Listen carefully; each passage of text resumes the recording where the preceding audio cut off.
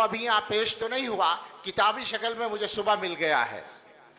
कहा यह जा रहा है कि शाह साहब का जो भी काम है, अब आप देखिए ना सुबह से कितनी तफसील के साथ शाह साहब के इल्मी कारनामे आ रहे हैं।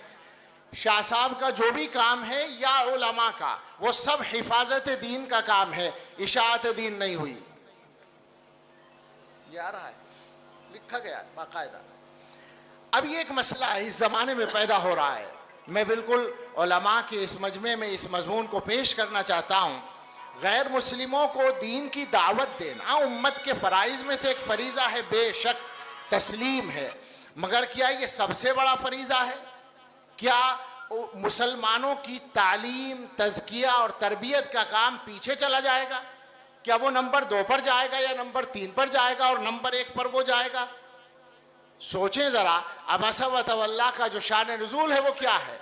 अपने लोगों की तरबियत पर तवज्जो पर की पहले ताकीद की गई है। मुसलमानों की तरबियत नहीं होगी तो कैसे वो दावत आगे जाएगी? दावत देकर जिन लोगों को आप लाएंगे वो किन लोगों को देखकर दावत ईमान पर कायम रहेंगे? क्या ऐसे वाक़यात पेश नहीं आए कि एक आदमी आया और वापस चला गया देखकर किरदार को?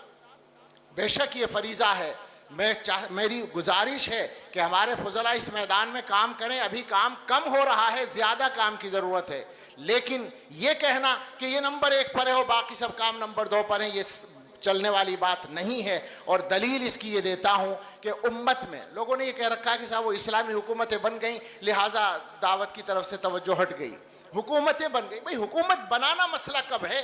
जिन लोगों के जहनों में हुकूमत असल है वो ये सब बात करते हैं, वरना हमारे यहाँ ये बात नहीं है। सही बात यह है कि 1400 बरस में दौरे सहाबा के बाद से उम्मत के तमाम ताबईन, तबे ताबीन, मुज्तहिदीन, फ़ुक़हा, मुहद्दिसीन, औलिया और मशाइख़ और उलमाए उम्मत ने ज़्यादातर अपनी ज़िंदगियाँ किस काम में खपाई हैं? तालीम में, तरबियत में, तज़किये में, इन कामों में, उम्मत की तरबियत में। वो काम भी कुछ लोगों ने किया है और उसकी अहमियत को घटाना बिल्कुल मकसद नहीं है, मगर नुक्ते नज़र ठीक करने की ज़रूरत है।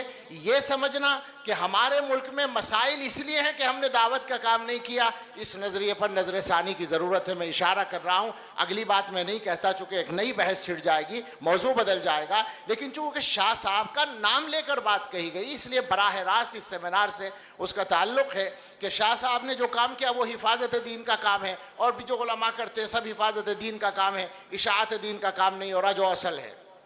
माफ़ करें, बस आखिर में मुझे अपनी बात ख़त्म करनी चाहिए, ज़्यादा लंबी ना हो जाए। 2-3 बातें, गुजारिशात अपने नौजवान भाइयों से, अपने फुज़ला से।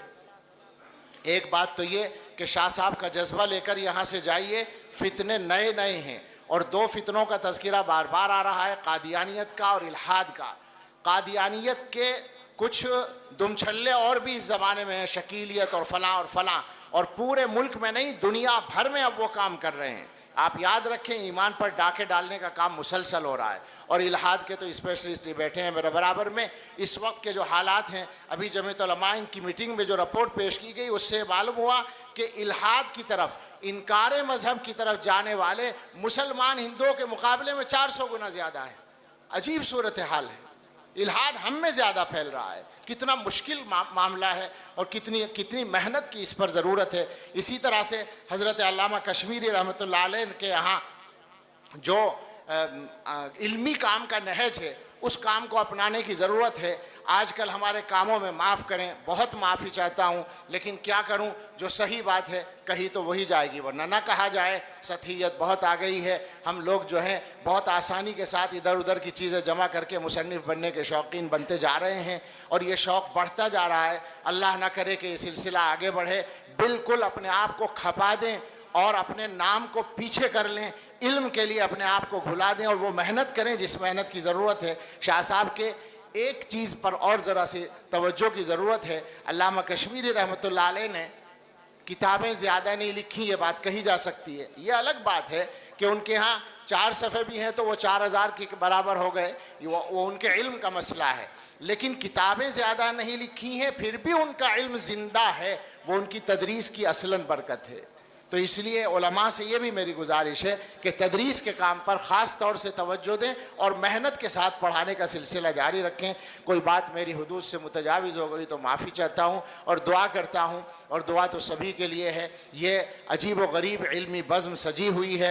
हज़रत मौलाना मोहम्मद सुफियान साहब दामत बरकातुहुम, अज़ीज़ मोहतरम हज़रत मौलाना शकीब कासमी साहब दामत बरकातुहुम, हज़रत मौलाना सैयद अहमद खिज़र शाह साहब मसूदी दामत बरकातुहुम, इन सब हज़रात के लिए अगर एक मुश्तरका वस्फ़ तलाश किया जाए तो हुस्न अखलाक का ये मुजस्सम हुस्न अखलाक हैं। हम जैसे अदना तालिब इल्मों को भी नवाजते हैं। अल्लाह ताला इन हज़रात की हिफाजत फरमाए और हम सभी को अपने आपस के एक जुमला मेरी ज़बान पे और आ गया है, आपस के इख्तिलाफ़ात पीछे करके काम करने की तौफ़ीक़ अता फ़रमाए। इख्तिलाफ़ होंगे, यकीनन होंगे, आइंदा भी होंगे, पहले भी हुए हैं, मगर जो जाने वाले हैं वो खूब लड़ भिड़ने के बाद भी हुस्न ख़ातिमा से सरफराज होके गए हैं। मैं इशारा कर रहा हूँ, नाम मेरे जहन में अब ले नहीं रहा हूँ, वो वरना मुझे 5 मिनट और बोलना पड़ेगा। जिन्होंने पहले इख्तिलाफ़ात किए और लड़ाइयाँ की वो सब हुस्न ख़ातिमा के साथ दुनिया से गए हैं। इसका मुझे ज़ाती तौर पर तजर्बा और यकीन और मालूमात है। आगे वालों के लिए भी ये रास्ता है कि वो अल्लाह के लिए काम करें, इख्तिलाफ़ को पीछे रखें, अपनी शख्सियत बनाने के लिए काम ना करें, मेहनत करें। अल्लाह हम सब को तौफ़ीक़ अता फ़रमाए। आमीन। व आखिरु दावाना अनिल हम्दुलिल्लाहि रब्बिल आलमीन।